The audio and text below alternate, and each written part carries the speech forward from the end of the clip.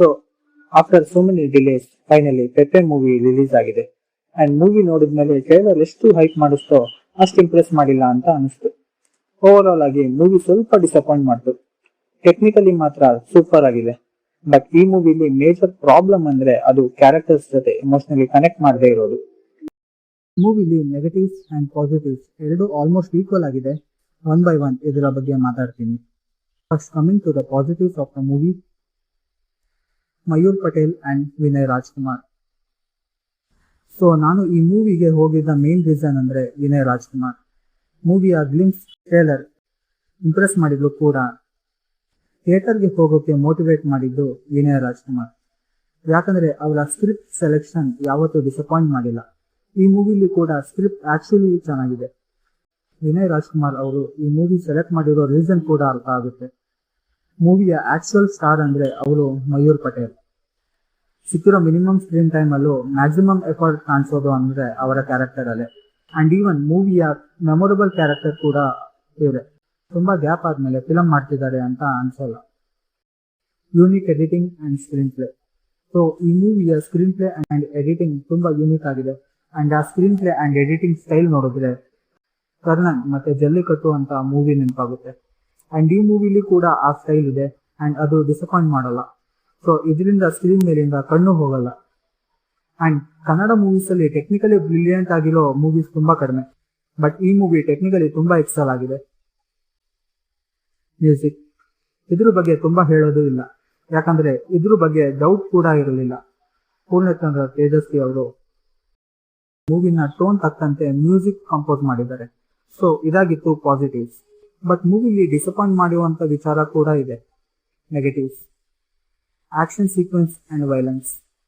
So ಮೂವಿಲಿ ಒಳ್ಳೆ action ಇರುತ್ತೆ ಅಂಡ್ ವೈಲೆನ್ಸ್ ತುಂಬಾ ಇರುತ್ತೆ ಅಂತ ಎಕ್ಸ್ಪೆಕ್ಟ್ ಮಾಡಿದ್ರೆ ಡಿಸಪಾಯಿಂಟ್ ಆಯ್ತೀರಾ. ಯಾಕಂದ್ರೆ ಮೂವಿಲಿ ವೈಲೆನ್ಸ್ ಟ್ರೇಲರ್ ಅಲ್ಲಿ ಎಷ್ಟು ತೋರಿಸ್ತಾರೋ ಅಷ್ಟೇ ಇರೋದು.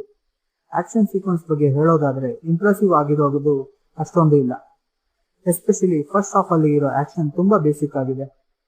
ಸೆಕೆಂಡ್ ಹಾಫ್ ಅಲ್ಲಿ ಒಂದು ಚಿಕ್ಕ ಆಕ್ಷನ್ ಸೀಕ್ವೆನ್ಸ್, ಅದು ಪ್ರೊಜೆಕ್ಷನ್ ವೈಸ್ ತುಂಬಾ ಚೆನ್ನಾಗಿದೆ. Trailer.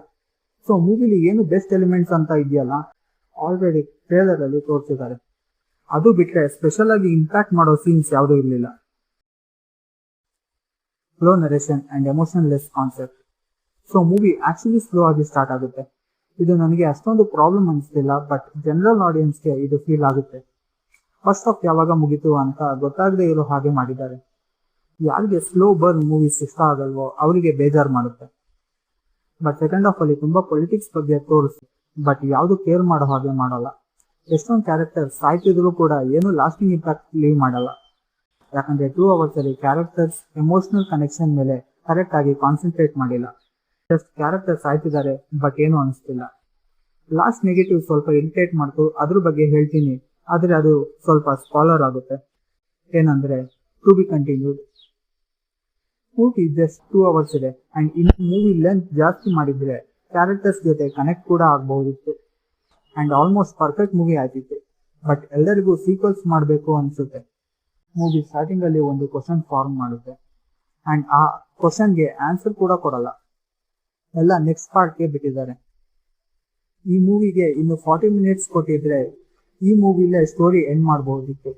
And again next ಮೂವಿಗೆ ಕಾಯುವಂತ twist ಕೂಡ ಇರಲಿಲ್ಲ. ಒಳ್ಳೆ ಟ್ವಿಸ್ಟ್ ಇಟ್ಟಿದ್ರೆ ಚೆನ್ನಾಗಿರೋದು, ನೆಕ್ಸ್ಟ್ ಪಾರ್ಟ್ ನೋಡೋಕೆ ಎಕ್ಸೈಟ್ಮೆಂಟ್ ಇರೋದು. ಅಂಡ್ ಫೈನಲ್ ಆಗಿ ಹೇಳ್ಬೇಕಂದ್ರೆ ಈ ಮೂವಿ ಸ್ಕ್ರೀನ್ ಟೈಮ್ ಸ್ವಲ್ಪ ಜಾಸ್ತಿ ಇದ್ದಿದ್ರೆ ಇಂಪ್ಯಾಕ್ಟ್ಫುಲ್ ಆಗಿ ಇರೋದು ಅಂಡ್ ಕ್ಯಾರೆಕ್ಟರ್ಸ್ ಜೊತೆ ಕನೆಕ್ಟ್ ಆಗೋಕೆ ಟೈಮ್ ಸಿಕ್ಕಿರೋದು. ಇಷ್ಟು ಮಾಡಿದ್ರೆ ಮೂವಿ ಪರ್ಫೆಕ್ಟ್ ಅಂತ ಹೇಳ್ಬೋದಿತ್ತು, ಬಟ್ ಹಾಗೆ ಆಗಲಿಲ್ಲ. ಹೋಪ್ಫುಲಿ ಫ್ಯೂಚರ್ ಪ್ರಾಜೆಕ್ಟ್ಸ್ ಅಲ್ಲಿ ಇವೆಲ್ಲ ರಿಸಾಲ್ವ್ ಮಾಡಲಿ ಅಂಡ್ ಕಂಪ್ಲೀಟ್ ಒಳ್ಳೆ ಮೂವಿ ಕೊಡ್ಲಿ ಅಂತ ಹೋಪ್ ಮಾಡ್ತೀನಿ. ಸೊ ಇದಾಗಿತ್ತು ನನ್ನ ರಿವ್ಯೂ. ನಿಮಗೆ ಈ ಮೂವಿ ಹೇಗೆ ಅನಿಸ್ತು ಅಂತ ಕಮೆಂಟ್ಸ್ ಅಲ್ಲಿ ತಿಳಿಸಿ. ವಿಡಿಯೋ ಇಷ್ಟ ಆದರೆ ಲೈಕ್ ಮಾಡಿ, ಇಷ್ಟ ಆಗಿಲ್ಲ ಅಂದ್ರೆ ಡಿಸ್ಲೈಕ್ ಮಾಡಿ ಅಂತ ಹೇಳ್ತಾ ಮುಂದಿನ ವಿಡಿಯೋದಲ್ಲಿ ಸಿಗೋಣ.